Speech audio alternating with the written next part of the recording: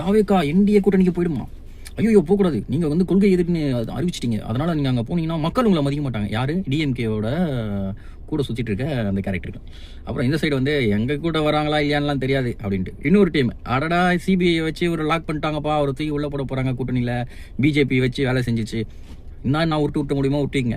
ஆக்சுவலாக அப்புறம் இன்னொரு விட்டுனாங்க, சிபிஐ அலுவலகத்துலேருந்து தலைவர் தளபதி மாசா வெளியில் வரும்போது தம்ஸ் அப் சிம்பிள் காட்டினா புன்னவையோட வெளியே வந்தார் இல்லையா, ஸோ அதை வச்சு பேரம் ஓகே ஆயிடுச்சுப்பா அப்படின்ற மாதிரிலாம் விட்டுனீங்க. நீங்கள் விட்டுறதுக்கு பேர் போனவங்க, அதனால் விட்டிங்க, தப்பு இல்லை. இங்கே அவரை சுற்றின அரசியலே நடக்குதுன்னும் போது தான் இங்கே எங்களுக்குலாம் கொஞ்சம் அப்படியே ஜாலியாக இருக்குது. டேய், நாங்கள் இல்லாத ஒரு அரசியல் இந்த எலெக்ஷன் கிடையாது.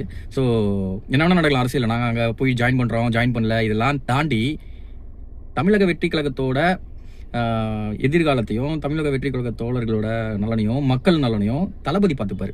ஸோ அதனால் நீங்கள் வந்து கதறிட்டு இருக்காதீங்க, அங்கே போய் ஜாயின் பண்ணுறாதீங்க, அங்கே போய் ஜாயின் பண்ணுறாதீங்க அப்படின்ட்டு கதறாதீங்க. அப்படியே அங்கே போய் ஜாயின் பண்ணிட்டா வாஷ் அவுட் நீங்கன்றது கன்ஃபார்மு. அப்புறம் இன்னொரு மேட்ரு, இவரை வந்து சிபிஐ வச்சு நசிக்கலாம், முடிக்கலாம் அப்படின்ற மாதிரிலாம் வேறு டீம் நினச்சிதுன்னா அது தளபதி கிட்ட செல்லாது. நீ இதெல்லாம் பண்ணாதீங்க அப்படின்ற மாதிரி மிரட்டினீங்கன்னா அவர் தண்டா பண்ணுவேன் அப்படின்ற கேரக்டரு. ஸோ தட் கொஞ்சம் பார்த்து சுத்தமாக நடந்துங்க.